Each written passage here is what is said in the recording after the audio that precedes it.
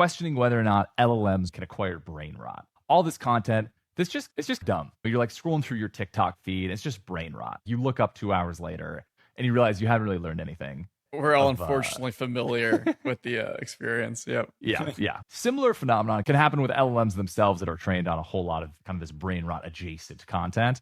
And specifically, if you expose an LLM to poor quality web data, that can cause lasting cognitive decline, even if you post train it on good, high quality data.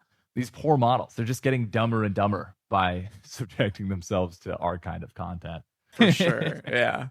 So after creating this data set of brain rot and normal data that also, frankly, contains a little bit of brain rot, they train these models, and they find that models that are only trained on brain rot exhibited this weird behavior, which is that they tended to do something that they call thought skipping. So they wouldn't really make logical sense. They would start talking about something and then jump to a completely different conclusion that is incongruous with what they just said. So it basically breaks down to here are the criterion that they define as junk. So things that seem obvious, like conspiracy theories, exaggerated claims, unsupported assertions, sensationalized headlines, extremely brief content.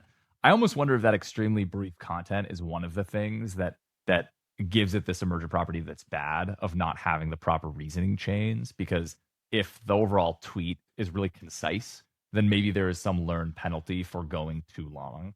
But the funny thing that I thought here is they're counting as junk superficial lifestyle content that flaunts people's personal success, exotic vacations, perfect relationships, or idealized appearances. Someone's going to be like, hey, that's my content. That's not junky. Come on. It's the truth. I just live that way. And for whatever reason, they also include if the author of the post was named Pierce Freeman. What's up with that, dude? What's up with that? What's up with that? I'm trying to provide value. Come on.